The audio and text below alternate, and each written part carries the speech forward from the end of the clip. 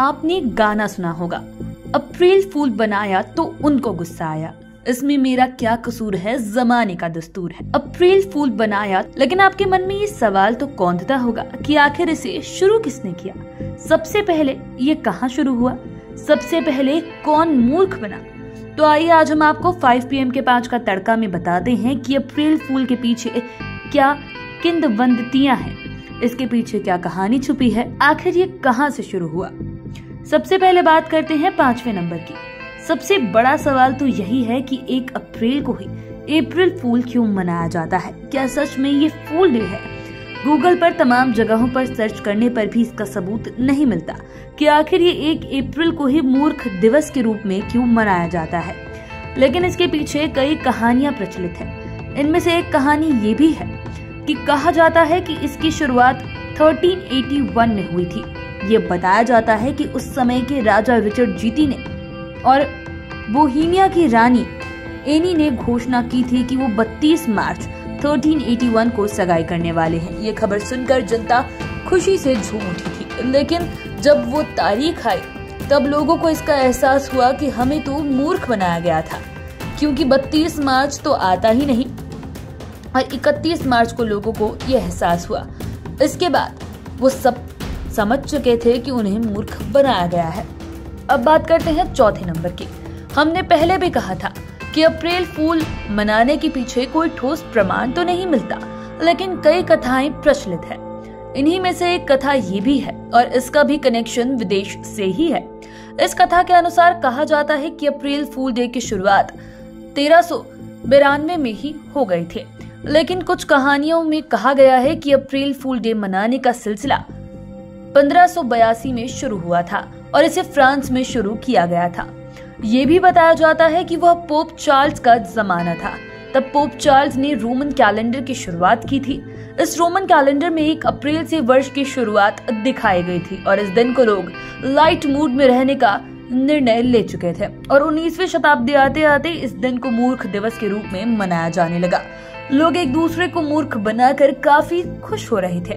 फिर तो इसका चलन काफी तेजी से आगे बढ़ा और आज तो इसे विदेशों में कई देशों में उत्सव के रूप में मनाया भी जाता है।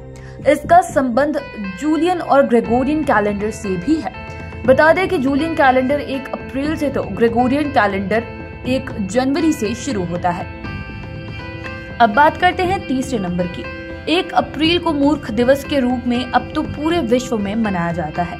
इतना ही नहीं, पूरी दुनिया में इसे अलग अलग तरह से सेलिब्रेट किया जाता है।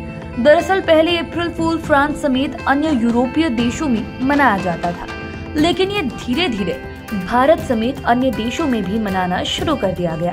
खासकर न्यूजीलैंड, इंग्लैंड, ऑस्ट्रेलिया समेत अफ्रीकी देशों में तो अब ये देखते ही बनता है और इसे लेकर लोग 31 मार्च की रात से कुछ अधिक उतावले हो जाते हैं और जोक के मूड में आ जाते हैं। सप्ताह भर से पहले लोग प्लानिंग करने लगते हैं और 31 मार्च को 12 बजे रात से ही लोग फोन से लेकर अन्य तरीकों से एक दूसरे को मूर्ख बनाते हैं। ऐसे में कभी कभी सही बात भी लोग मजाक में लेने लगते हैं और उन पर भरोसा नहीं किया जाता। ऐसी स्थिति में इसका खामियाजा भी उठाना पड़ता है। इसी तरह ये कहा जाता है कि अमेरिका, कनाडा, रूस समेत अन्य यूरोपियन देशों में अप्रैल फूल 1 अप्रैल को दिन भर मनाया जाता है।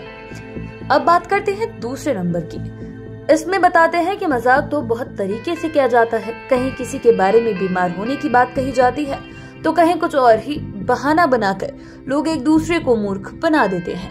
लेकिन एक मजाक ऐसा भी है जो कि विदेशों में काफी प्रचलित है। कहा जाता है कि इटली, फ्रांस और बेल्जियम जैसे देशों में लोगों को बिना बताए उनकी पीठ पर कागज की मछली चिपकाकर मजाक उड़ाया जाता है।